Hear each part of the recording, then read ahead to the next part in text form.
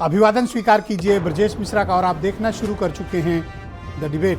बहनों भाइयों, आज हम जन स्वास्थ्य को लेकर एक बहुत बड़े मुद्दे पर चर्चा करने के लिए एकत्र हुए हैं। बहनों भाइयों, आपको जानकर हैरानी होगी और आप परेशान भी हो जाएंगे कि रोज़मर्रा में इस्तेमाल होने वाली 53 दवाएं उनके सब स्टैंडर्ड पाई गई हैं, अधोमानक पाई गई हैं, बेअसर पाई गई हैं, गलत तरीके से उसे बाज़ार में बेचा जा रहा है। और इसमें से कौन सी दवाएं हैं? इसमें से पैरासीटामोल जैसी भी मेडिसिन है जिसका घर घर इस्तेमाल होता है। ब्लड प्रेशर, शुगर, विटामिन से संबंधित दवाएं, ये सब स्टैंडर्ड बेची जा रही हैं इस देश के भीतर।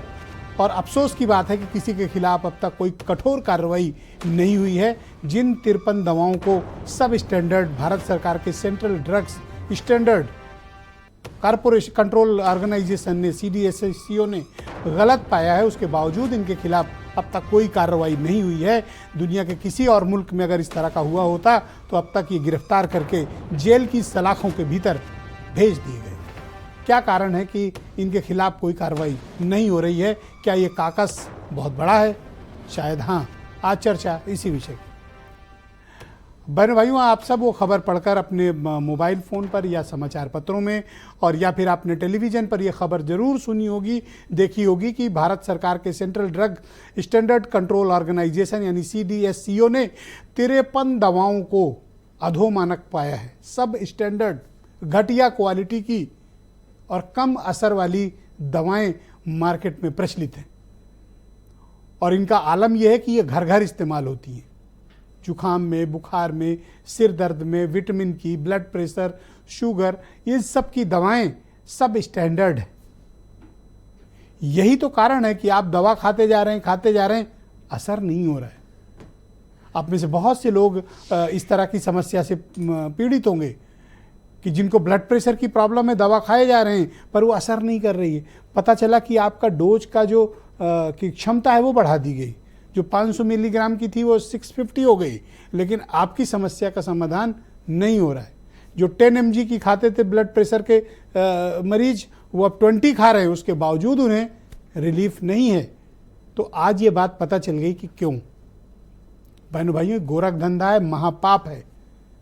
भारत के कानून इतने सख्त किए जाने चाहिए कि इन सब के खिलाफ तत्काल कठोरतम कार्रवाई होनी चाहिए। पब्लिक हेल्थ से खिलवाड़, इससे गंभीर कोई बात हो नहीं सकती।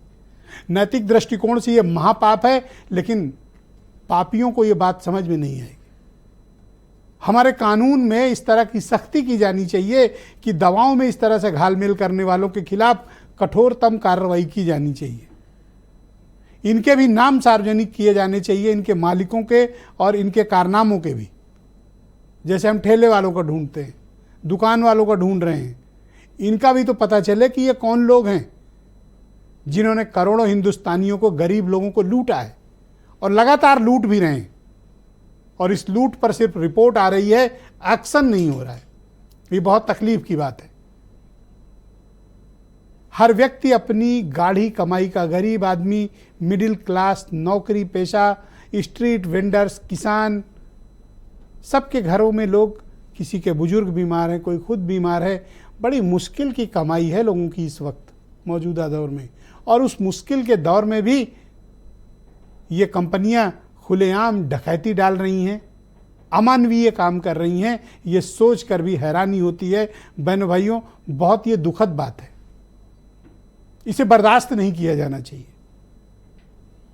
ये कैसे संभव हो सकता है कि ये कंपनियां नकली दवाई, अधोमानक दवाइयां बेचें और कार्रवाई ना हो?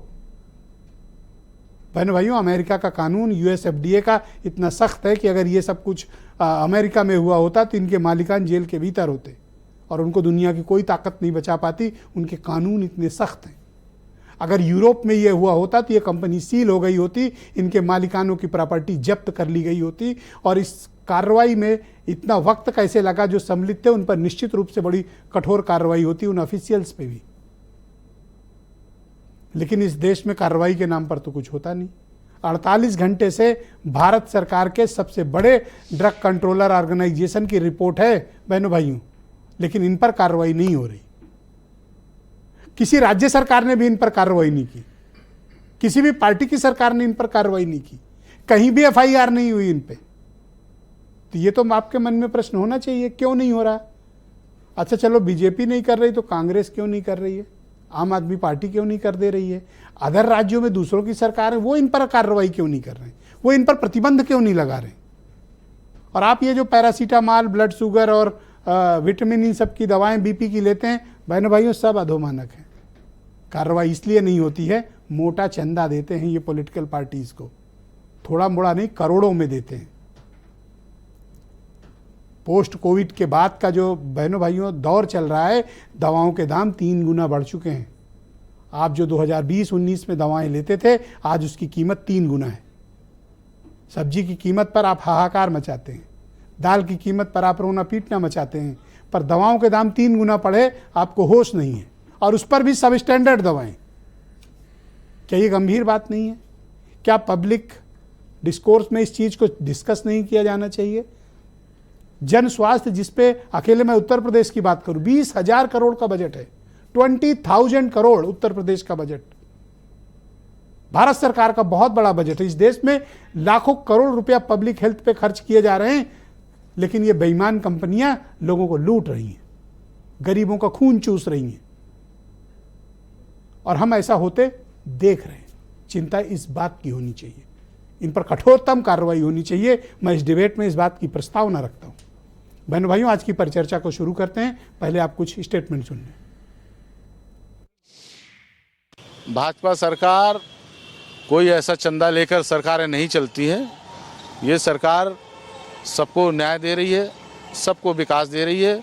और रही बात दवाइयों की, तो जो दवाइयाँ गलत हैं उनकी बाकायदे सूची आ रही है। निश्चित तौर से सरकार को इस पे कड़ी कार्रवाई करनी चाहिए, और जो लोग इसमें शामिल हैं, जो फैक्ट्रियां हैं, जो सरकार के लोग उसमें शामिल हैं, मुझे तो जहां तक जानकारी आ रही है कि इसमें बहुत बड़े स्तर के लोग शामिल हैं, सभी लोगों पर कार्रवाई करनी चाहिए, तभी सामने चीजें सामने आ पाएंगी। उन सब कंपनियों के मालिकों ने भारतीय जनता पार्टी को इलेक्टोरल बॉन्ड दिए और भारी रकम भाजपा ने ली, और उसके बाद जो नकली मिलावटी दवाएं लोगों को दी जा रही थी।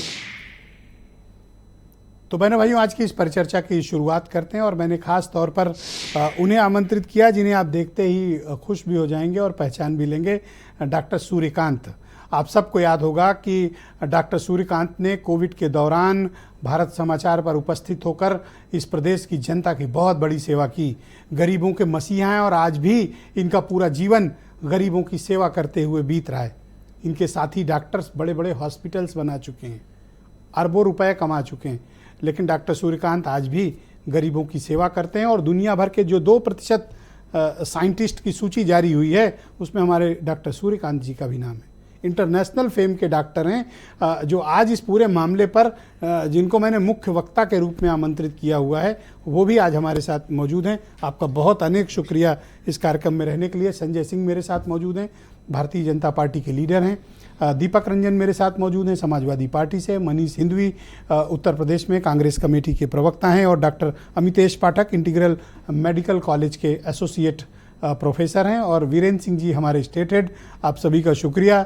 आज पॉलिटिकल लोग डॉक्टर साहब बाद में बोलेंगे, और इन सब का आग्रह है, इन सब ने मुझे आज डिबेट प्रारंभ होने से पहले ये कहा था कि आज डॉक्टर सूर्यकांत जी से आप ओपनिंग कमेंट्स लीजिए और उनसे पूछिए कि ये अधोमानक दवाएं जो बिक रही हैं, ये तो बड़ी हैरान करने वाली बात है। और आपको जब ये पता चला तो पहला रिएक्शन आपके मन में क्या था?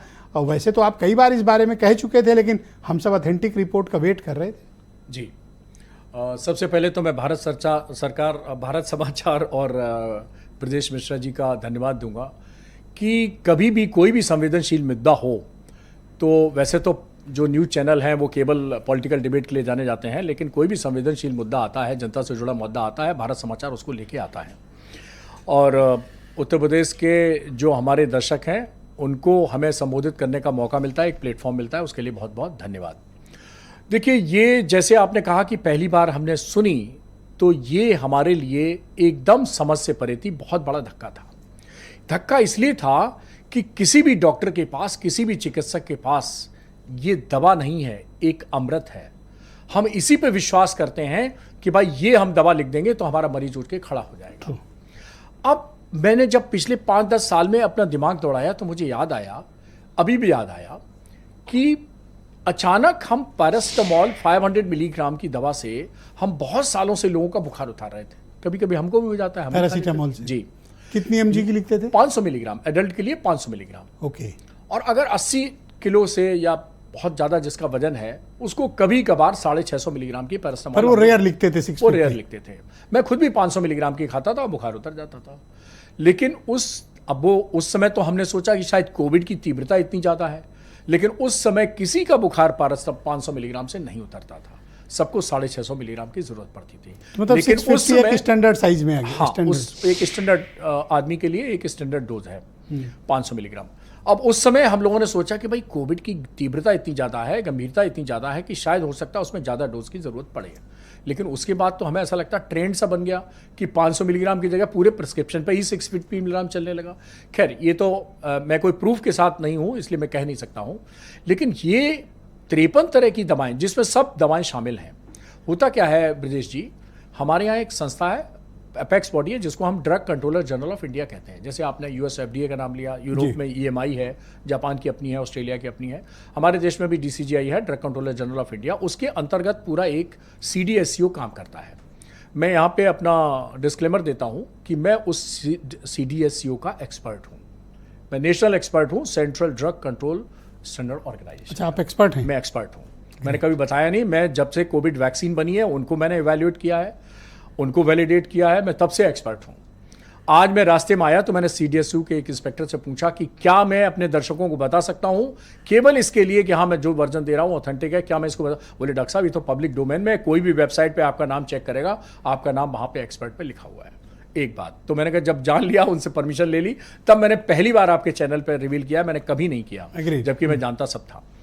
दूसरी बात मैं ये कहना चाहता हूं कि हर स्टेट में स्टेट ड्रग इंस्पेक्टर होते हैं, हर डिस्ट्रिक्ट में ड्रग इंस्पेक्टर होते हैं, और ये रैंडम चेकिंग करना, रैंडम सैंपलिंग करना, उनके आधार पर अपनी रिपोर्ट को स्टेट बॉडी पे भी भेजना और भारत सरकार में यानी CDSCO को भेजना, ये एक रूटीन प्रोसेस है।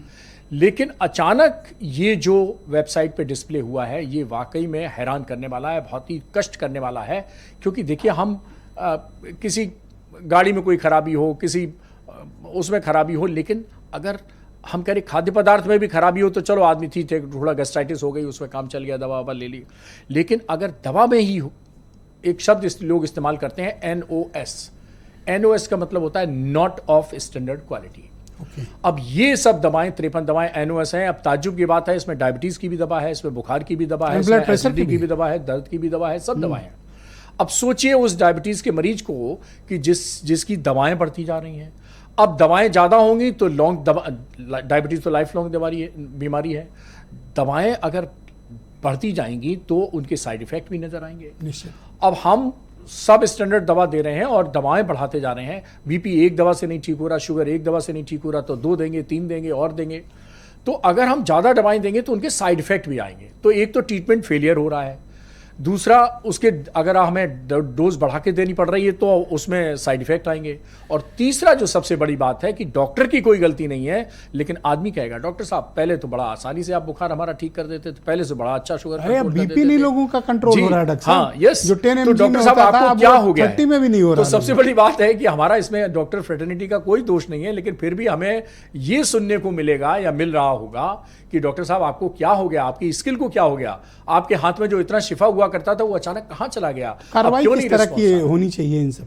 बिल्कुल कार्रवाई होनी चाहिए। और आपने बिल्कुल सही कहा कि US FDA वगैरह में अगर कोई ऐसी चीज होती है तो बहुत ही अच्छा, आपको तो इंटरनेशनल एक्सपोजर है, अगर ये गलती अमेरिका में हुई होती तो नहीं, बिल्कुल जेल होते कि नहीं होते? बिल्कुल जेल में होता, बिल्कुल जेल में होता, लेकिन बाकायदा इंक्वायरी होती, सब कुछ वहाँ सेट है। और मैं समझता हूँ कि इस लेवल पे मुझे ताज्जुब है कि कोई जन आक्रोश भी नहीं है, जन आक्रोश भी नहीं है। भाई खाने में जैसे मिलावट, पिज्जा में मिलावट हो जाए, उसमें हो जाए, तो लोग बहुत से संगठन प्रदर्शन करने लगते हैं या ऑब्जेक्शन करने लगते हैं। आपने डिबेट बुला ली है, लेकिन किसी NGO ने, किसी संगठन ने, किसी और सिविल सोसाइटी ने ये तो ऐसी कोई आवाज नहीं उठाई, मुझे नहीं सुनने को मिल रही। तो ठीक कह रहे हैं। हाँ, ये मुझे भी पब्लिक में बज़ नहीं दिखाई दे रहा। बिल्कुल नहीं दिखाई दे रहा। क्यों? लोग क्या बर्दाश्त करना अब आदत सी हो गई है क्या? नहीं एक तो ये हो सकता है कि शायद ये टेक्निकल बात है, मेडिकल की बात है, तो लोग समझ रहे हैं कि शायद पर ये तो भारत सरकार की रिपोर्ट है, अब क्या भारत रहेगा? सरकार की रिपोर्ट है और ये पब्लिक डोमेन में है, उनकी वेबसाइट तो पे। आप क्या सजेस्ट करोगे कि लोग क्या करें हम? नहीं, मेरा सजेस्ट है कि अपने चाहे जिले का ड्रग इंस्पेक्टर हो, हम उसके यहाँ कंप्लेंट कर सकते हैं, स्वास्थ्य विभाग में कर सकते हैं, स्टेट के ड्रग इंस्पेक्टर को कंप्लेंट कर सकते हैं, और जहाँ जहाँ भी मैन्युफैक्चरिंग कंपनीज हैं वहाँ की अगर हमारी अप्रोच है तो वहाँ भी हम उनको कंप्लेंट कर सकते हैं। और सबसे बड़े हमारे रेगुलेटरी बॉडीज़ हैं हमारे देश में। ड्रग एंड कॉस्मेटिक एक्ट अंग्रेजों ने बनाया था 1945 में, अभी भी एक्ट ये काम कर रहा है और उसके तहत बहुत सारे ऐसे नियम कानून हैं जिसके तहत ये कार्रवाई की जा सकती है। ऑलराइट, शुक्रिया डॉक्टर साहब, हमारे साथ बने रहिएगा। दूसरे चरण में आपके बाकी विचारों को हम सम्मिलित करेंगे। मेरे साथ संजय सिंह मौजूद हैं, रूलिंग पार्टी बीजेपी के लीडर हैं। संजय जी, आपका स्वागत है। मैं उम्मीद करता हूं कि ये खबर आपको भी उतना ही परेशान की होगी जितना कि अपोजिशन और आम आदमी के लोगों को भी, पर मुझे अफसोस के साथ ये कहना पड़ रहा है कि इनके खिलाफ कोई भी कार्रवाई आप लोग नहीं कर रहे हैं। ब्रजेश जी, सबसे पहले तो आपको हम धन्यवाद देंगे।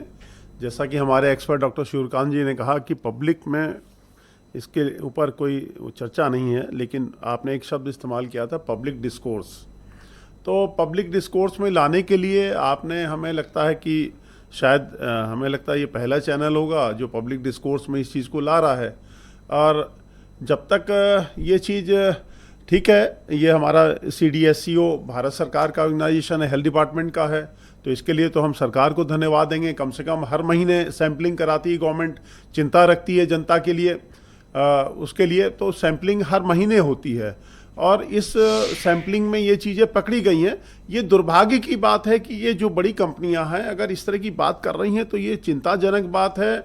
और मुझे तो लगता है कि बड़ी कंपनियों को भी इंट्रोस्पेक्शन करना चाहिए कि भाई ये हो क्या रहा है। सैम्पलिंग सर्वे में आपका जो सैंपल नहीं मिल रहा है, मैं अभी खुद हमारे घर में एक बेटी है जो M फार्मा है, मैं उससे बात करके आ रहा था तो मुझे बता रही थी, वैसे मैं कोई बहुत एक्सपर्ट नहीं हूँ, डॉक्टर साहब बैठे हुए हैं वो ज़्यादा बताएंगे। तो इसमें एक API होता है, एक्टिव फार्मास्यूटिकल इंग्रेडिएंट्स, तो बेसिक जो होता है वो डॉक्टर साहब ज़्यादा बताएंगे कि इसका ये ज़्यादातर कॉन्ट्रैक्ट पे देती हैं कंपनियाँ।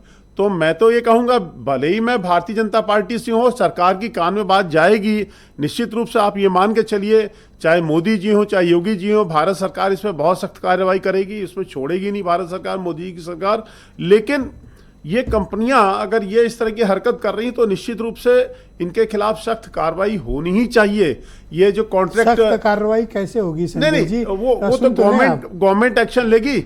गवर्नमेंट नहीं, अब देखिए ये आज ही तो पेपर में आया है, हमें लगता है कि सितंबर के फर्स्ट वीक में सैंपलिंग की गई है और रैंडम सैंपलिंग होती है। FIR हो जानी चाहिए नहीं, अब वो तो बिल्कुल ठीक कह रहे हैं, लेकिन अब सरकार के पास ये बात गई है और वो पब्लिक डिस्कोर्स वाली बात है। लोग कह रहे हैं जी कि 77 करोड़ का चंदा इलेक्ट्रल बॉन्ड इस कंपनी टोरेंट फार्मा ने, आपने पढ़ी होगी वो रिपोर्ट, और उसमें 90% चंदा बीजेपी को यानी आपकी पार्टी को दिया। ब्रजेश जी, 61 करोड़। नहीं, एक बात सुन लीजिए, ऑथेंटिक है ये। हाँ, बात सुनिए ना, इसलिए आप कार्रवाई नहीं कर। नहीं, मुझे सवाल तो पूछने की अनुमति दो। बिल्कुल, बोलिए जी। 77 करोड़ में 61 करोड़ आपने टोरेंट फार्मा से चंदा लिया है, इसीलिए आप कार्रवाई नहीं कर रहे हो। अरे नहीं ब्रजेश जी, देश के साथ खेलने को किसी को अधिकार नहीं है। चंदा दूसरा एक्सेप्ट है, उसका दूसरा मामला है। चंदे के आधार पर आप सरकार को नहीं खरीद सकते, चाहे वो भारतीय जनता पार्टी हो। मैं तो दूसरी बात भी कह रहा हूं, अगर ये आरोप लगेगा तो फिर बद्दी हिमाचल प्रदेश में सबसे ज्यादा मैन्युफैक्चरिंग कंपनियां हैं। मैं किसी दल के ऊपर आरोप के ऊपर भी है, देखिए ये इसको मैं पॉलिटिकल उसमें किसी उस पर नहीं ले जाना चाहता हूं। ये हर सरकार की मॉरल रिस्पॉन्सिबिलिटी है, चाहे हमारे कांग्रेस के मित्र बैठे हों, खैर सपा की सरकार नहीं है लेकिन इनके मित्रों की सरकार तो है, तो बराबर की रिस्पॉन्सिबिलिटी बनती है। ये ह्यूमैनिटी का मामला है हर सरकार को। यही मैं चाहता हूं कि आप सब उस गलती को स्वीकार करें। फिर कह रहा हूं ब्रजेश जी कि आप शायद अकेले चैनल हैं जो इस पे चर्चा कर रहा है, और इस पे जब सरकार के संज्ञान में इस तरह से संजय भाई आपका बहुत धन्यवाद जी, बहुत धन्यवाद। मैं दीपक रंजन जी को इनवाइट करता हूं, समाजवादी पार्टी के प्रवक्ता हैं। टोरेंट फार्मा से आपकी पार्टी ने भी 1 करोड़ चंदा लिया है, जिसके ऊपर अधोमानक दवाएं बेचने का आरोप है। क्यों लिया आपने पैसा उनसे?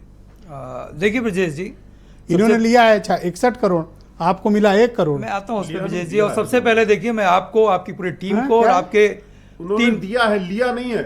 अरे तो हमको कोई क्यों नहीं इस तरह दे जा रहा भाई? आप लोग को क्यों दे रहा है पैसा? ब्रजेश जी, मैं सबसे पहले आपको, आपकी पूरी टीम को और आपके भारत समाचार चैनल को मैं कोटि कोटि बधाई देना चाहता हूं कि आज की तारीख में जो देश का सबसे ज्वलंत मुद्दा है, आपने उस मुद्दे को, हमें लगता है कि 24 घंटे भी बीतने नहीं दिया, आपने उस मुद्दे को उठाया, जिससे कम से कम आज इतने एक्सपर्ट को आपने बुलाया था, डॉक्टर साहब को आपने बुलाया, इनको हम लोग कोविड काल में सुना करते थे। और हकीकत आपसे बताएं, आपको जो, और आपके जब डिबेट होती थी आपसे, तो बहुत से लोगों को इसमें एनर्जी बूस्ट करने काम करते। मैं समझता हूं कि बहुत से लोग जो घर पे थे और आपकी डिबेट सुनते थे, और आपकी बातें सुन करके ही आधे से ज़्यादा लोगों की बीमारियां जो है वो दूर हो जाती थी। तो मैं यही कहना चाहता हूं, हमारे दिवंगत नेताजी आदरणीय श्री मुलायम सिंह यादव जी कहते थे कि कपड़ा रोटी सस्ती हो, दवा पढ़ाई मुफ्ती हो। तो इस सरकार में मुफ्ती तो छोड़ दीजिए, दवाइयों के दाम 3 गुने 4 गुने ज़्यादा बढ़ गए, जैसा कि अभी आपने भी बताया। चलिए ठीक है, आप दाम भी ले रहे हो, उसके बाद भी आप सब स्टैंडर्ड की दवाइयां दे रहे हो। अभी हमारे भारतीय जनता पार्टी के प्रवक्ता ने कहा ना कि CDSCO जो है वो हर महीने मॉनिटरिंग करता है, जांच करता है। तो इसका मतलब बता दें कि लास्ट CDSCO की जांच कब हुई थी, इन कंपनीज की जांच कब हुई थी? आपकी 10 साल से आपकी सरकार है और आप इससे भाग नहीं सकते हो। आप इससे आपके बगल में डॉक्टर प्लीज। सुरकांत जी बैठे नहीं, हैं। आप इससे अपनी पर्दा नहीं बारी जान बोलिए, सकते हो। हाँ। अभी आपने ये बात कही कि हमारी आप मुझसे, सरकार हाँ, आप मुझसे बात करो। हाँ, नहीं, आप अभी भारतीय जनता पार्टी के प्रवक्ता ने कहा कि हर महीने टू महीने जो है CDSCO जो है इसकी जांच कराता है, इसकी मॉनिटरिंग। चंदा क्यों लिया और आपने? इसकी टोरेंट फार्मा से आपने चंदा क्यों लिया? अरे जिसने 90% ले रखा, आप उनसे पूछो। पूछा तो उनसे, तो जो दवाई, इसीलिए वो एक्शन नहीं ले रहे हैं। जो दवाई है उसमें थोड़ा बहुत तो मानक के अनुरूप होगा। अगर उन्होंने हमारी मदद की, उतने कम पैसे से मदद की, सन फार्मा से उन्होंने लिया, सन फार्मा से तो हमने कुछ नहीं लिया भाई। टोरेंट फार्मास्यूटिकल ने अगर हमें 3 करोड़ रुपए दिया, जहां पे 77 करोड़ में 3 करोड़ हमको दिया, 61 करोड़ रुपए इनको दिया है, और थोड़ा सा पैसा हमको लगता है हमारे अलायंस पार्टनर कांग्रेस पार्टी को दिया, कुछ आम आदमी पार्टी को दिया। लेकिन आज की तारीख हम तो कह रहे हैं, अगर वो तो गलत आप क्यों है, नहीं मांग करते हो कि उनके खिलाफ FIR की जाए, उनकी फैक्ट्री सील की जाए और उनके मालिकानों को अरेस्ट किया हम जाए? आपके चैनल के माध्यम से आप मांग करिए। हम बिल्कुल मांग कर रहे हैं, हम तो करिए आपके चैनल मांग। के माध्यम से मांग कर रहे हैं। आज भारतीय जनता पार्टी की सरकार है, अगर जहां जहां पर भी इनकी पहले तो अविलंब इनकी दवाइयां वापस ली जाए, और जो भी इनकी कंपनी है जहां पर संजय भाई नोट कर लो, सब टाइम जहां दो, पर भी प्लीज। इनकी दवाइयों की मैन्युफैक्चरिंग हो रही है, उन कंपनीज को, उन फैक्ट्रीज को तुरंत ताला लगा करके, क्योंकि अगर कार्रवाई नहीं होगी ब्रजेश जी, और अगर ये नजीर बन गई, तो फिर ऐसी दवा कंपनियां जो है अपना अच्छा आप बताइए, दवा कंपनियों के मुनाफे से चंदा लेना, ये एक जन गुनाह है। आप लोग कर रहे हैं, आधार पूना हर वाला, पॉलिटिकल पार्टी ये गुनाह कर रही पूना है। वाला, आप क्यों चंदा लेते हो दवाओं से भाई? जी, आधार पूना तो कहां से देंगे? आधार गरीब को पूना वाले लूट के से किसने देंगे? लिया? आधार पूना वाले जो कोविशील्ड जो इन्होंने वैक्सीन लगवाई सबको, लौटाओ 3 करोड़ आप। हम लौटा देंगे, कल ये हाँ, कार्रवाई कर दें, और ये भी लौटाएं पैसा। लौटा देंगे। नहीं, लौटाओ पैसा उनका ना पैसा और लौटाएं, उनकी कार्रवाई ये करो पैसा आप ना लोग। लौटाएं, ये सिर्फ ओके, कार्रवाई कर दें, उनको जेल ऑलराइट, में। मनीष सिंधवी जी को मैं आमंत्रित करता हूं, यूपी में कांग्रेस कमेटी के प्रवक्ता है। मनीष जी, आपका स्वागत है। 53 दवाएं सब स्टैंडर्ड इस देश में घोषित हुई हैं, और इतना वक्त बीतने के बाद भी मैं देख रहा हूं किसी के खिलाफ कोई कार्रवाई नहीं हो रही है। कारण बड़ा दुर्भाग्यपूर्ण है। अगस्त की ये रिपोर्ट है जब ये आया था कि 53 दवाएं सब स्टैंडर्ड क्वालिटी की हैं, जिसमें 48 ड्रग्स थे जिन्होंने क्वालिटी टेस्ट को फेल किया था, 5 थी जिनमें एडल्ट्रेटेड और जिसमें पेंटासिड और टेल्मा जैसी दवाएं हैं, बहुत कॉमन दवाएं हैं। ये बड़ा खेल है।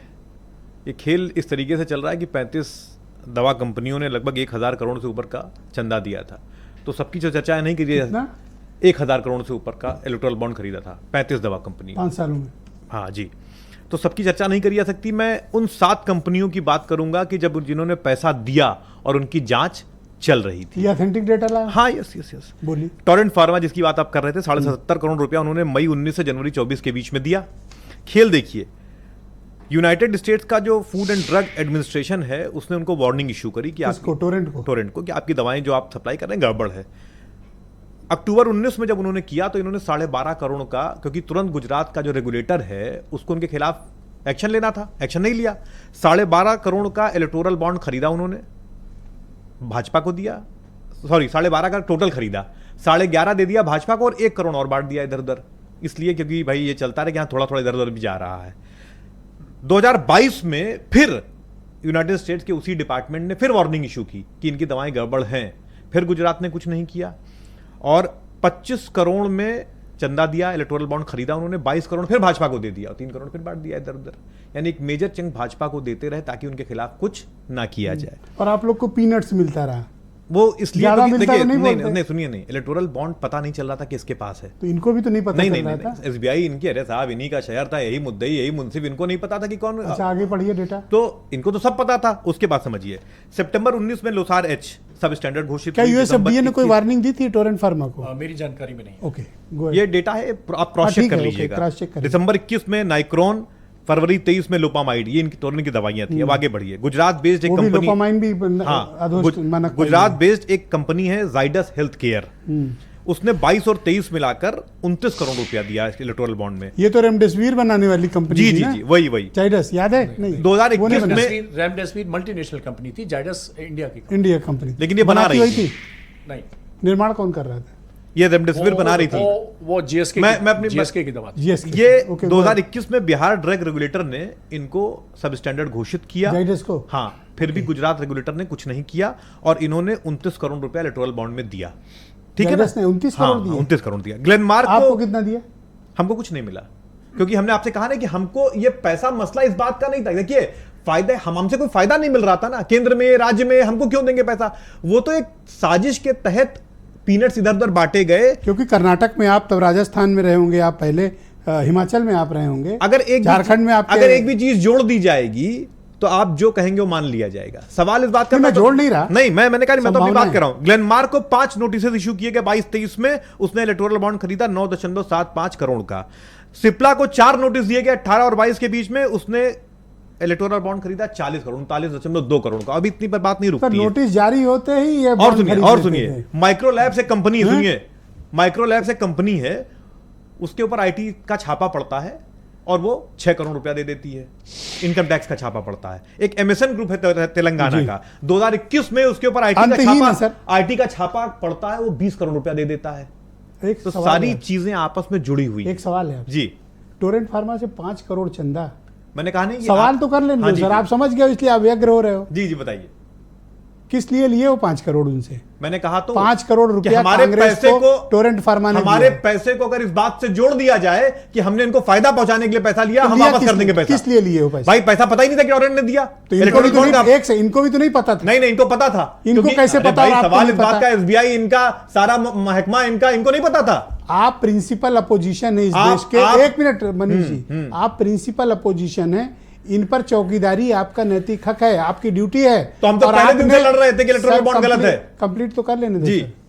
और फिर भी आपने उस कंपनी से आपने पैसे, मैं आपको उसके आरोप नहीं लगा रहा हूं कि आपने गलत लिया या सही लिया, लेकिन जिस गुनाह में बीजेपी सम्मिलित है उसी गुनाह में कांग्रेस भी खड़ी है। बिल्कुल नहीं, लौटा दो पैसा। बिल्कुल लौटा देंगे। लौटाओ पैसा। अगर ये सिद्ध हो जाएगा कि हमने इस बात के लिए पैसा लिया कि हमने इनको फायदा पहुंचाया तो है, किस लिए हमने लिए? आईटी का एक दवा कंपनी से पैसे क्यों लोगे, मुझे बताओ आप। कंपनियां इस देश में फंड करती रही, इलेक्शन को आज नहीं करती रही, लेकिन हम सवाल इस बात का, हम इस बात का फायदा आपको नहीं दे रहे हैं कि हम आईटी का छापा मारेंगे, हम रेगुलेटर को कुछ करने नहीं देंगे और आपको पैसा सर, आपसे आप पैसा ले आवाज लेंगे। नहीं उठाओ इसलिए पैसे दिए आपको। नहीं नहीं, हमने तो आवाज पहले दिन से उठा रखी है। 2017 जब से एक इलेक्टोरल बार भी बॉन्ड मांग की कि एफआईआर करो और इनके मालिकों को जेल हम भेजो। लगातार इस बात को मांग कर इनकी रहे हैं। फैक्ट्री सील कर आप दो। जयराम रमेश जी का सारा ट्वीट देख लीजिए, हम पहले दिन से आप मांग यही कर रहे बोल हैं। दो ना, मैं आपकी बात मैं मांग कर रहा हूं। मांग करो। भाई जयराम रमेश जी हमारे कम्युनिकेशन हेड आप है, बोलो सर। मैं उनके सारे ट्वीट दिखा दूंगा आपको। आप बोलो। मैं कह रहा हूं सारा एफआईआर इनके ऊपर होना चाहिए, उनको बंद फैक्ट्री करना सील चाहिए। होनी चाहिए। आप ये सोचिए, जो फैक्ट्री डॉक्टर साहब अभी सील हो। बता रहे थे कि जिन दवाइयों सर एक से फैक्ट्री सील होनी चाहिए, सील होनी चाहिए, बिल्कुल होनी चाहिए। इनके पैसे जब्त किए जाएं, जब्त किए जाने चाहिए। और आप लोग इनके पैसे बाइज्जत वापस हाँ, करो। लौटा देंगे।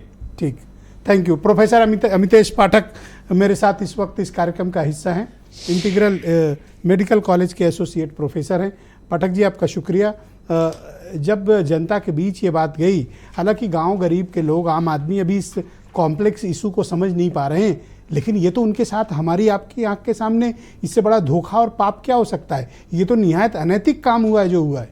कौन नहीं इस्तेमाल करता रोज़मर्रा के जीवन में पैरासीटामॉल और ब्लड प्रेशर और शुगर विटामिन की दवाएं?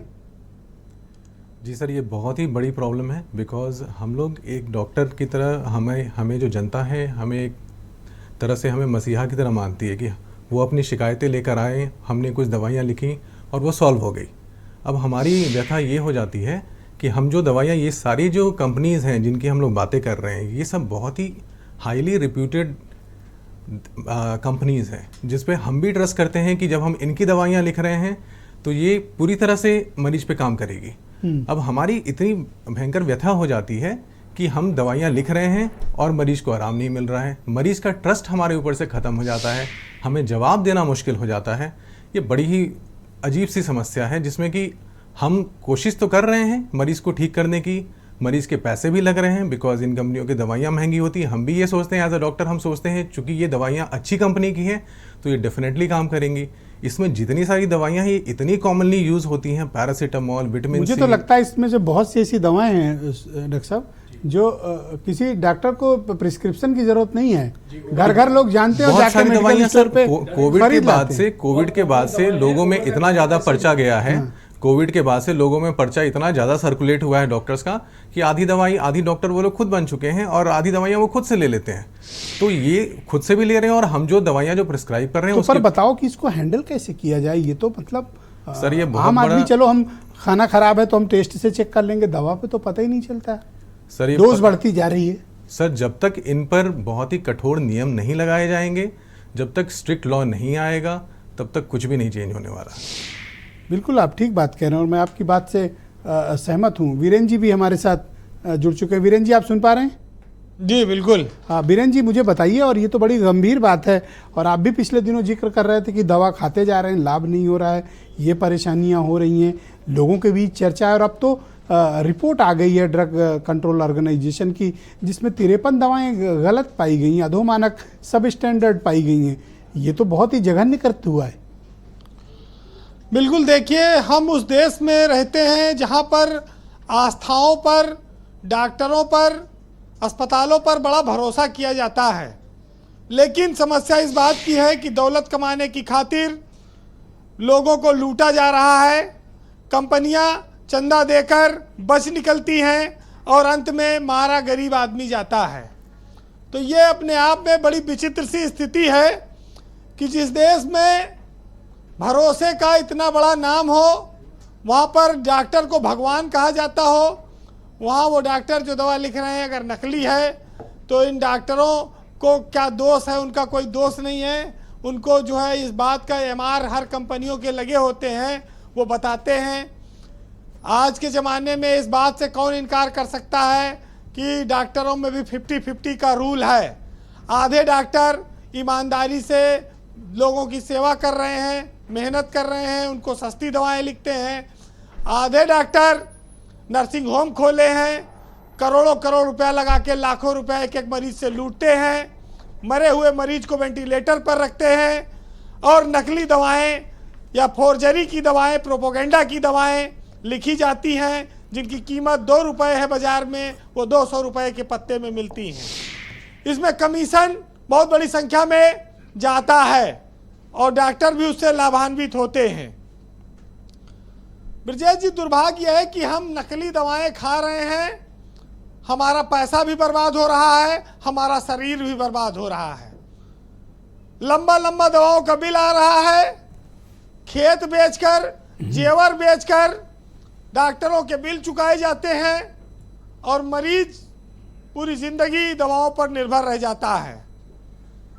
प्राइवेट नर्सिंग होमों के बारे में आप जानते ही हैं, कहते हैं कि जहां ऑपरेशन की जरूरत नहीं है वहां भी ऑपरेशन कर दे रहे हैं डॉक्टर। ऐसी भी चीजें सामने आती हैं क्योंकि उनको लाखों की कमाई करनी है। आदमी को अगर बकरा जैसे चिकवा कसाई छीलता है, अगर वैसे छीला जाने लगेगा तो डॉक्टरों पर कितना भरोसा और इस पैसे पर लोगों का कितना भरोसा रह जाएगा। आज डॉक्टर लोग बैठे हैं, डॉक्टर सूर्यकांत बैठे हैं जिनको पूरा प्रदेश और देश सुनता है। उनकी एक छवि है, उनका सर्विस पूरी बेदाग रही, ईमानदार डॉक्टरों में वो माने जाते हैं। आज वो इस बात को महसूस करेंगे। पैरासीटामॉल की बात उन्होंने उठाई थी कि पहले 500 mg वाला खिला देते थे, बुखार उतर जाता था, अब 650 mg वाला खिला रहे हैं। लेकिन आपको ब्रजेश जी बताओ, एक हैरत की बात कि अभी मेरे बेटे को बुखार हुआ था और 650 mg से भी बुखार नहीं उतर रहा था, तो डॉक्टर ने 1 ग्राम वाला पैरासीटामॉल दिया। अरे माय गॉड, 1 ग्राम का पैरासीटामॉल पूरा पत्ता मैंने खिलाया, तब बुखार कंट्रोल में आया। सुन रहे हैं डॉक्टर साहब वीरेन जी की बात? ये डॉक्टर साहब भी जान रहे होंगे। मतलब डोज डबल करनी पड़ी, डबल ट्रिपल करनी पड़ रही है। ओह माय गॉड, तो शॉकिंग। और एक सच्चाई आपको बताऊं कि और ये व्यक्तिगत अनुभव है, व्यक्तिगत अनुभव है। डॉक्टर सूर्यकांत जी का एक बहुत फेवरेट दवा थी कोरोना काल में, आइवरमेक्टिन। ये डॉक्टर साहब सबको बोलते थे 12 ग्राम जी वाला खा, 12 ग्राम वाला मिलीग्राम वाला खा लो आइवरमेक्टिन 12 mg का, वो बचाएगी, कोरोना नहीं होने देगी। लेकिन वो कोरोना काल के दौरान जो पत्ता 190 रुपए का था, आज उस आइवरमेक्टिन के एक पत्ते का दाम 300 रुपया है। ऐसा? हाँ तो बोलिए। अगर बाजार में जी जाके बिल्कुल ठीक कह रहे हैं, बिल्कुल ठीक है। 300 का पत्ता हो गया भाई रिक्वायरमेंट घट गई तो नेचुरली दाम बढ़ा। आप देखिए ये दाम बढ़ाकर अगर राजनीतिक दलों को चंदा दिया गया तो दाम की वसूली तो हमसे आपसे होगी। ये भी इसको आप इस रूप में भी देख सकते हैं। वैसे थोड़ा बहुत चंदा तो कांग्रेस और सपा का मिला हो सके, भाजपा वाले कहे हुए हैं कि हमको तो दे रहे हो, इनको भी दे आओ, कल को ये चिल्लाएंगे नहीं, थोड़ा थोड़ा दे देना, और अगर ज़्यादा चिल्लाएंगे तो फंस जाएंगे। तो ये उनको 100 देना, इनको 2 देना, वो चंदा चुटकी वाला जो खेल है वो इसी रूप में है ब्रजेश जी। और सत्ता वाले दल को चंदा ज़्यादा मिलता भी है, बिना मांगे मिलता है, डर के मारे मिलता है। वैसे हरिशंकर परसाई ने लिखा है कि रोटी खाने से कोई आदमी मोटा नहीं होता है, चंदा और घूस खाने से ही बेईमानी के पैसों में पौष्टिक तत्व होते हैं, जिससे लोग मोटे होते जा रहे हैं, बड़ी बड़ी कंपनियां मोटी होती जा रही हैं। लेकिन इस बात का एहसास सबको रखना होगा, जो लोग सत्ता में बैठे हैं उनको भी, और जो तैयारी कर रहे हैं वो भी, जिनको आज लोकतंत्र में विश्वास है, वो इन कंपनियों पर कार्रवाई करें, क्योंकि हर आदमी निर्वस्त्र आया है इस संसार में और निर्वस्त्र ही जाना है। बिना धन संपदा के आए हो और बिना धन संपदा के ही जाओगे। ऐसा नहीं, मुझे लगता है कुछ एक आध अकाउंट ऊपर खुलता होगा इन लोग का, कोई प्लाट वोट ले जाते होंगे, कुछ डिमांड ड्राफ्ट, कैश भी कुछ ले जाते तो जानने का होगा, तभी तो इतना कर रहे हैं। यमराज के भैंसा ना तो घूस लेता है ना तो यमराज के फरसा, वो चाहे 7 ताले में बंद रहोगे निकाल के ले जाएगा। तो ये पैसा न काम आएगा न किसी लालच में, ये आप ये जान लीजिए, ये हर व्यक्ति को जानना और समझना है इस संसार में। लेकिन अब मानता नहीं आदमी। खैर 60 रुपया की दवा 600 रुपया प्रिंट करा के बेच रही कंपनियां, और भारी उस पर 10% कमीशन दे देती है। बहुत कहने पे कोई आपका परिचित दुकानदार है तो 600 रुपया का पत्ता पके, भाई 10% चलो तुम्हें छोड़ दी थन, उसके बाद भी 500 400 रुपया कमीशन जा रहा है। कहाँ से आखिर ये? आप देखिए कोरोना काल में ऑक्सीमीटर से लेके और क्या क्या नहीं मिला, तमाम सारी एजेंसियों ने जांच की, कोई पकड़ा गया, कोई कुछ हुआ? जी कंपनियां, देखिए ब्रजेश जी एक बात बहुत साफ है कि जब घी मिलावटी है, खाना मिलावटी है, दवाई पैरासीटामॉल मिलावटी है, पैंडी मिलावटी है, टेल्मा एच मिलावटी है, फेल है, तो इस देश में नकली दवा पर, मिलावटी दवा पर, मिलावटी खाने पर कभी लोगों ने वोटें नहीं किया। वोट तो हिंदू मुसलमान पे हो रहा है, तो उस पर कहाँ कोई जाएगा? तो इन सब चीजों नहीं, पर तभी डॉक्टर सूर्यकांत ये कहने का साहस भी कर रहे हैं कि आप ही डिबेट किए जा रहे हो, पब्लिक में तो कोई चर्चा नहीं है। नहीं, बहस तो करना है, क्योंकि हम लोगों को जगाने के लिए भी लड़ रहे हैं। हम लोगों को ये बताने के लिए लड़ रहे हैं कि जिनको हमने चुना है वो कहते हैं कि सवाल पूछना मना है, इसलिए आप जानो और उन पर कार्रवाई करना जरूरी है, इसलिए हम लोगों की बात रखते हैं। जी बीरेन जी कंक्लूड करें। तो बहरहाल सुनिएगा, राहत इंदौरी का एक शेर है कि सारे चोर हैं, उसी पर उनका शेर है कि लूट मची है चारों ओर, सारे चोर, एक जंगल में लाखों मोर, एक थैली में अफसर भी चपरासी भी, क्या ताकतवर क्या कमजोर, सारे चोर, उजले कुर्ते पहन रखे हैं सांपों ने, ये सब जहरीले आदमखोर, और झूठ नगर में रोज निकालो मौन जुलूस, कौन सुनेगा सच का शोर, और हम किस किस का नाम गिनाए राहत, और दिल्ली से लेके दवाओं तक सब आवारा ढोर, सारे चोर। बहुत शुक्रिया वीरेंद्र जी, बहुत बहुत धन्यवाद। ग्राउंड जीरो से अपना फीडबैक और अपने निजी अनुभवों को भी आज आपने साझा किया और आपकी वो बात तो बड़ी हैरान करने वाली थी। बहुत शुक्रिया आपका, धन्यवाद। बहनों भाइयों, कार्यक्रम का दूसरा चरण प्रारंभ करते हैं। डॉक्टर सूर्यकांति जी मेरे साथ स्टूडियो में है। डॉक्टर साहब, ये बताइए कि आम आदमी अब क्या करे अगर इस तरह की मिलावट और अधोमानक सब स्टैंडर्ड दवाएं मिल रही हैं? अब आम आदमी के पास क्या विकल्प बचता है? और दूसरा, आप तो खैर इसके एक्सपर्ट भी हैं, तो आप सजेस्ट करिए कि कम से कम राज्य सरकार कुछ एक्शन ले। वो किस तरह का एक्शन इन पर ले सकती है, क्या अधिकार हैं? जी ब्रजेश, मैं आपको बता दूं कि मुझे तो सुन के ताज्जुब हुआ वीरेंद्र जी की बात। मैं 99 में रेगुलर फैकल्टी बना किंग जॉर्ज मेडिकल कॉलेज में, उसमें कॉलेज कहलाता था। तो अभी 25 साल हो गया है मुझे एज ए डॉक्टर प्रैक्टिस करते हुए। मैंने जीवन में आज तक 1 ग्राम पैरास्टामोल किसी को नहीं लिखा है। नहीं लिखा? Maximum 650, maximum. आज तक 25 साल की मेरी प्रैक्टिस में मैंने आज तक 1 ग्राम नहीं। मुझे ताज्जुब है कि इस बच्चे नहीं को 650 में लाभ हो रहा था। जी, मैं बहुत हैरत में हूं। मैं इतनी देर से यही सोच रहा हूं। मैंने बहुत याद करने की कोशिश की कि शायद मैंने एक पर्चा भी लिखा हो 1 ग्राम का। आई हैव नेवर प्रिस्क्राइब्ड 1 ग्राम। एक बात। दूसरी बात मैं बताऊं कि एक तो मैं कार्यशैली CDSO से बहुत परिचित हूं, बहुत शुरू से जुड़ा हूं, और मैं बिल्कुल इसको बधाई का पात्र मानता हूं कि इसके पास रिपोर्ट आई और इसने वेबसाइट पे डाल दी, पब्लिक डोमेन में डायरेक्ट डाल दी। ये छुपा भी सकते थे, ये भी कर सकते थे, ये भी कहते कि अच्छा भाई तुमने चंदा दिया है, तो इन्हें अप्रिशिएट करते हैं। जी, चंदा दिया है, जनता को तो मालूम हो गया। हाँ, सरकार करे ना करे। मैं देखिए ये रिपोर्ट में डालने जा रहा हूँ वेबसाइट पे, कुछ करो हमारे लिए भी कुछ करो, ये भी कर सकते थे, लेकिन नहीं किया उन्होंने। तो मैं इस सिस्टम को बहुत जानता हूँ। कोविड के पहले फिजिकली हम लोग बैठते थे इसके लिए, और कोविड के बाद मोस्टली ऑनलाइन बैठे।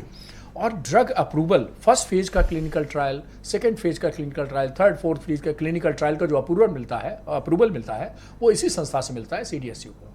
आज मैं आपको रिवील कर रहा हूँ कि कोविड में जितनी वैक्सीन बनी है, जब भी वो टेस्ट के बाद गुजरी हैं, वो सब यहाँ पर डिस्कशन हुआ है, और हम भी उसमें बहुत सारी वैक्सीन में हिस्सा रहे हैं, इंक्लूडिंग इंटरनेजल, जो हमारी वैक्सीन आई थी पूरी दुनिया में पहली बार कोविड के अगेंस्ट। मैं ये कहना चाह रहा हूँ कि स्टेट में स्टेट कंट्रोलर हैं, डिस्ट्रिक्ट में डिस्ट्रिक्ट ड्रग कंट्रोलर हैं। आप देखिए ना, हमें क्या बन गया है कि त्यौहार के समय हम खोए की टेस्टिंग करने लगते हैं, मिठाई की टेस्टिंग करने लगते हैं, उसके बाद फिर सो जाते हैं। भाई आप मॉनिटरिंग हो, आपको राउंड द ईयर 12 महीने आपको सब 7 दिन हफ्ते में इन सबको अलर्ट रहना पड़ेगा, और इन सबको जो आपको काम सौंपा है वो करना पड़ेगा। जनता को क्या करना चाहिए? जनता को करना चाहिए, हम लोगों ने एक संस्था बनाई है। मैं आपको बताऊं, वायु प्रदूषण कई सालों से बहुत भयंकर है। हम डॉक्टर्स ने मिलकर 2000 में एक संस्था बनाई, उसका नाम है डॉक्टर्स फॉर क्लीन एयर। और हमने बाकायदा सब पॉलिटिकल पार्टीज को और सबके कहा कि देखिए भाई, वायु प्रदूषण की इतनी समस्या है, हमारे देश में बहुत प्रमुख समस्या है, और ये चुनाव का एक मुद्दा बनना चाहिए। आप कहिए कि हम वायु प्रदूषण कितना कम करेंगे, हम नहीं बना पाए। इसी तरह से जनता को मुझे चाहिए कि जनता को शुद्ध हवा, शुद्ध पानी, शुद्ध खाना और शुद्ध दवा, कम से कम 4 चीज़ों की तो गारंटी मिलनी चाहिए। हमारे राजनीतिक, मैं तो सुनता रहता हूँ चुनाव के दौरान, ये गारंटी वो गारंटी। भाई फ्री की गारंटी आप 2 चना दो, शुद्ध हवा, शुद्ध पानी, शुद्ध खाना और शुद्ध दवा, ये 4 गारंटी। अभी पब्लिक के पास क्या विकल्प है कि अभी अगर हमें पैरासीटामोल लेनी है, अब जब ये मामला सामने आ गया है जी, एक आम आदमी तरह मुझे क्या करना चाहिए? देखिए, सबसे पहले तो हमें ये लिस्ट खोल देनी चाहिए। आपने तो खुद ही दिखा लिया, मेरे ख्याल से बहुत से लोगों ने स्क्रीनशॉट भी ले लिया होगा। नहीं ले लिया तो वेबसाइट पे जाके डिटेल भी कर सकते हैं। कम से कम जिनकी ये जो दवाएं आपने जैसे कहा सब स्टैंडर्ड पाई गई हैं, कम से कम आगे जब तक इनके खिलाफ कार्रवाई ना हो जाए या इनको कुछ और आगे पनिशमेंट ना हो जाए, तब तक तो इन कंपनियों की दवाएं नहीं लेनी चाहिए, जो फिलहाल 853 की इसमें लिस्ट में शामिल हैं। अब जरूरी नहीं है कि जो शामिल नहीं है वो बहुत ही स्टैंडर्ड है। मैं ये भी आपको बात जिम्मेदारी से कह रहा हूं, हो सकता है कि रैंडम सैंपलिंग और रैंडम चेकिंग के दौरान उनकी चेकिंग ना हुई हो। तो मुझे ऐसा लगता है कि हर सरकार को, चाहे जिसकी सरकार हो, 28 राज्य हैं, 8 यूनियन टेरिटरी हैं, 36 के 36 स्टेट रेगुलेटरी बॉडीज को अपना निर्देश देना चाहिए कि भाई सबकी चेकिंग करो, सबके एंड इमीडिएट एक्शन रिक्वायर्ड है। और कोई जरूरी नहीं कि हर सैंपल को आप भारत अभी क्या आप मानते हैं कि इमीडिएट एक्शन रिक्वायर्ड है? बिल्कुल रिक्वायर्ड है, बिल्कुल रिक्वायर्ड है। जिनका एकदम पब्लिक डोमेन में चीज आ गई उनके खिलाफ तो बिल्कुल रिक्वायर्ड है, क्यों नहीं है? ऑलराइट, आप संजय जी बताइए कि इमीडिएट एक्शन की जब रिक्वायरमेंट है तब इतना सन्नाटा क्यों है? नहीं, देखिए डॉक्टर सूर्यकांत जी ने जो बात कही है, उन्होंने CDSO की रिपोर्ट को जिस तरह से बताया, वो तो निष्पक्ष है ना। लेकिन हम मान लीजिए बीजेपी से हमारे बगल में मित्र बैठे, कांग्रेस के उधर सपा के बैठे हुए हैं, आरोप प्रत्यारोप चल रहे हैं। लेकिन सीडीएसओ ने जिस तरह से वेबसाइट तुरंत इसको खुलासा किया, छुपा भी सकता था, बात बिल्कुल सही है कि वो छुपा भी सकता था कि भारत सरकार का अंग है कि भाई ठीक है, जिस तरह का आरोप चस्पा हो रहा कि इलेक्टोरल बॉन्ड, देखिए बात इसका नहीं है। हमारी मंशा क्या है, हमारी जैसे मोदी सरकार की मंशा है करप्शन के खिलाफ लड़ाई लड़ने के लिए, उसमें तमाम हाहाकार मचा हुआ है। मैं एक बात कहना चाहता हूं, स्वामी विवेकानंद ने एक बहुत अच्छी बात कही थी, जैसे मनुष्य का शरीर बीमार होता है ऐसे राष्ट्र बीमार होता है, और उन्होंने इसके लिए कहा था जब राष्ट्र में नैतिकता समाप्त हो जाए, भ्रष्टाचार आ जाए तो समझ लीजिए राष्ट्र रुग्ण हो गया है, वो बीमार हो गया है। हमारा राष्ट्र बहुत लंबे समय से 1948 से जब से जीप घोटाला हुआ है तब से ये भ्रष्टाचार की गिरफ्त में है। हमारे कांग्रेस के मित्र बड़ी बड़ी बात कह रहे थे कि पैसा लौटा देंगे, हम ये कर देंगे। अरे भाई, आप सबसे पहले तो राहुल गांधी जी और सोनिया जी जो बेल पे चल रही है, नेशनल हेराल्ड पे 750 कितने 100 करोड़ का है, वही लौटा दीजिए अगर आप इतने मॉरलिस्टिक बन रहे हैं। और फिर आपके अगर कह रहे हैं कि साहब मुकदमा होना चाहिए था, वो रिपोर्ट पता नहीं यूएस की कहां से आप रिपोर्ट दिखा रहे हैं। तो साहब आपके यहाँ बद्दी हिमाचल में सबसे बड़ा और हैदराबाद जो दवाइयों का सबसे बड़ा राजधानी मानी जाती है, आप ही के स्टेट्स हैं, क्यों नहीं कार्रवाई? मैं इसको नहीं कहना चाहता था, मैं राजनीतिक आरोप प्रत्यारोप नहीं लगाना चाह रहा हूं, लेकिन आप मजबूर करते हैं इन सब बातों को बोलने के लिए। भाई आप इतने नैतिकतावादी हैं तो आप पैसा लौटाने की बात कर रहे हैं, तो फिर आपने लिया क्या? अब आप बात घुमाने के बजाय ये बताइए कि इन पर एक्शन क्या लिया आपने? नहीं, एक्शन तो देखिए, अब भाई आप भी कल ही तो ये आया है और आप डिबेट तो करा रहे हैं। आज छापे पड़ जाने चाहिए थे। बात सुनिए, ये सरकार के पास रिपोर्ट पहुंच गई होगी, छापे पड़ने चाहिए थे। बिल्कुल, हमें लगता है पब्लिक में जितनी भी दवाएं की गई है जब्त कर लेनी मोदी जी की सरकार छोड़ेगी नहीं। अगर और दूसरी बात, अभी डॉक्टर साहब ने कहा कि हर स्टेट में रेगुलेटरी बॉडी है, तो भाई इनकी हिमाचल में क्या कर रही है? फिर आरोप प्रत्यारोप में मैं नहीं जाना चाहता, लेकिन मजबूरी है कहना। फिर आपकी सरकार क्या कर रही है? हैदराबाद में आपको ज्यादा मिला है, इनको कम मिला है। कर्नाटक में क्या कर रही है? थैंक यू करिए गिरफ्तार आप। Thank you sir. Deepak ji, आप मुझे बताइए, जब इमीडिएट एक्शन रिक्वायर्ड है और मार्केट में वो सब स्टैंडर्ड दवाएं मेडिकल स्टोर्स पर अभी भी रखी हुई हैं, अभी भी जब हम डिबेट कर रहे हैं हजारों लोग उन दवाओं को खरीद रहे होंगे, आज की डेट में भी कार्रवाई नहीं है, इससे ज़्यादा अफसोस की बात क्या? अब तो कोई सर पीट के बताए तब भी ना समझें लोग, तो क्या करें? देखिए विजय जी, आदरणीय डॉक्टर साहब यहाँ पर बैठे हुए हैं, अभी बार बार पैरासीटामॉल की बात आ रही है। अभी हम लोग भी आश्चर्यचकित हो गए कि 1G की 1 ग्राम का तो हम लोगों ने कहीं सुना ही नहीं होगा कि किसी डॉक्टर ने प्रिस्क्राइब किया। हमारा भी बच्चा जितना बड़ा हो गया, वो तो अपने बेटे के ऊपर जो है उन्होंने भोगी को तो बता रहे।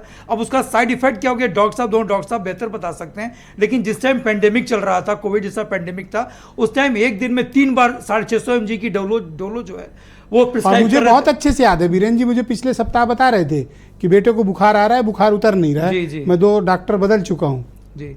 तो ये तो उन्होंने अभी खुलासा किया कि कितना हैवी डोज 1 ग्राम देना। 1G जो है बहुत हो गया, वो आप मतलब हजार, मुझे लगता है आने वाले वक्त में 1G नॉर्मल हो जाएगा, जैसे 650 आप लोगों ने न्यू नॉर्मल कर दिया। नहीं, 650 देखिए डोलो में 650। अब मैं एक जगह पढ़ रहा था विजय जी उस टाइम, और हम समझते हो सकता है, मैं भी शायद अपने नॉलेज के लिए मैं कहना चाहता हूं कि 1200 करोड़ का व्यापार हुआ था सिर्फ डोलो का 1 साल में। आप सोचिए, उसके बाद आपने डोलो बैन क्यों कर दिया? रेमडेसिविर को आपने कहा, हाइड्रोक्सीक्लोरोक्विन को आपने कहा कि जो है ये दवा कारगर नहीं है। जब सब सारी आपने चंदा ले लिया, चंदा लेके धंधा दे दिया। उसका अच्छा आप बताइए कि जब कोविड जैसा पेंडेमिक था, ऑक्सीजन से कितनी लोगों की जाने गई? सिर्फ लखनऊ का बता दें, कोई एक ऑक्सीजन प्लांट लगाओ लखनऊ। सर वो तो एक विपदा थी, ठीक, जिसमें जो कुछ हुआ, लेकिन अभी जब इतनी बड़ी कौन सा ऑक्सीजन प्लांट लग गया लखनऊ में? और अभी कौन सा ऑक्सीजन प्लांट लग गया? एक ऑक्सीजन प्लांट बता दीजिए, एक बता दीजिए। क्या बात कर रहे हैं? एक बता दीजिए ना, नाम बताइए इनको। डॉक्टर साहब मत क्या बताइए, डॉक्टर साहब आप बता दीजिए। अरे आप एक ऑक्सीजन प्लांट, आप एक सेकंड, आप क्या आप रहता रोड पे राजेश जायसवाल, नहीं, बात सुनिए, आपने गंभीर आरोप लगाया। अरे मोदी जी ने लग गया। अरे सुनिए साहब, विदेशों से ऑक्सीजन मंगाई, टैंकर चले, प्लांट चले। आप बता दीजिए एक प्लांट। कांग्रेस पार्टी अपने शासित राज्यों में क्या एक्शन ले रही है? मनीष जी नहीं रहे। Thank you sir. नहीं, आरोप गंभीर लगा रहे हैं। गोपाल जी नहीं रहे। उद्घाटन में मैं स्वयं था, ऑक्सीजन प्लांट महानगर में लगा था। क्या बात कर रहे हैं? हम लोग नॉन इश्यूज पर डिस्कस कर रहे हैं। Please cooperate. वो भी राजेश जायसवाल का पुराना है, स्वास्थ्य मंत्री थे वो, उन्होंने खुद उद्घाटन किया। कांग्रेस आप नैतिकता का सवाल उठा रहे हैं, तो आप अपने में एक्शन लीजिए ना। जी हाँ, 2 हिस्सों में बात कर दूं अपनी। जिन 53 दवाओं की बात आप कर रहे हैं, अगर वो हमारे शासित राज्यों में अगर उनका कोई गड़बड़ी पकड़ी गई होगी, उनके खिलाफ एक्शन लिया जाएगा। क्या बात कर रहे हैं भाई खाते साहब। भाई, अरे एक मिनट, आपने भी बात कह दी। जी जी 53 दवाओं में अगर हिमाचल और जहां पर हमारी सरकार है तेलंगाना में, अगर वहां पर उन प्लांट्स में कुछ पकड़ा जाएगा तो सख्त से सख्त कार्रवाई होगी। और ये आप 24 घंटे में इंश्योर करेंगे? बिल्कुल। एक बात, दूसरी बात यहाँ डिबेट में जाने के बाद तुरंत आप दूसरी बात आदर संजय भी हम लोग के भाई हैं, इन्होंने एक बड़ी अच्छी बात की कि तुरंत एक्शन होता है। बिल्कुल एक्शन होता है। मैं 3 लोगों के नाम ले रहा हूं, अतुर्व सिन्हा, दाता प्रदेश सूर्यकांत सिरसा और अशोक सिन्हा। ये 3 लोग हैं। इन 3 लोगों पर तुरंत कार्रवाई हुई। 3 लोगों ने कैग में द्वारका एक्सप्रेसवे आयुष्मान भारत में गड़बड़ियां उजागर की थी और तुरंत एक्शन हो गया था। इनके खिलाफ इनका ट्रांसफर कर दिया गया था।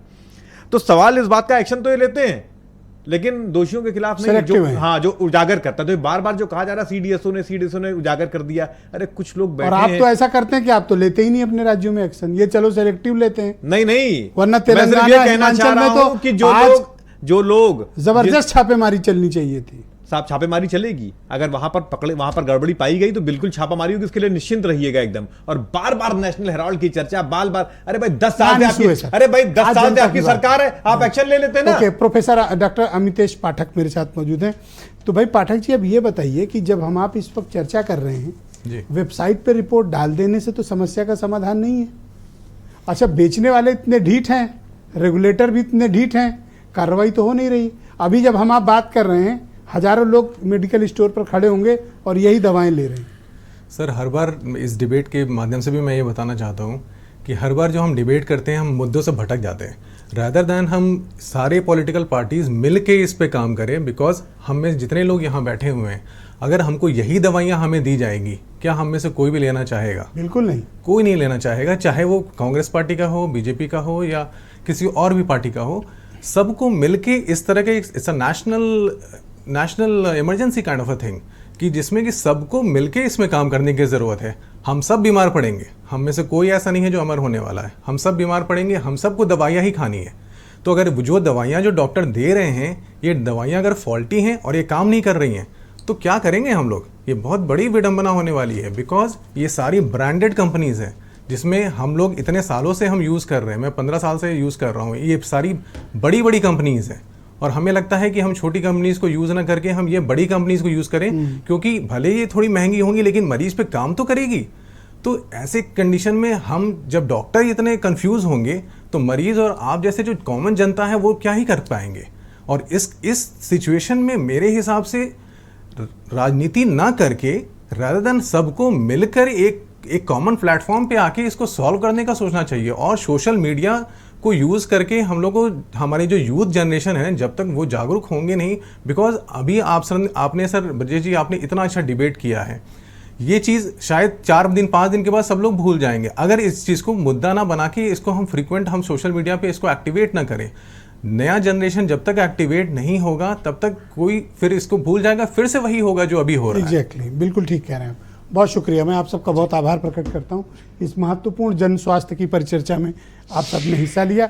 बहनों भाइयों, आप सबका भी बहुत धन्यवाद। और बहुत सावधानी की आवश्यकता है जब आप दवाएं खरीद रहे हों, इस बात का ज़रूर ध्यान रखें। बहुत शुक्रिया, धन्यवाद, नमस्कार।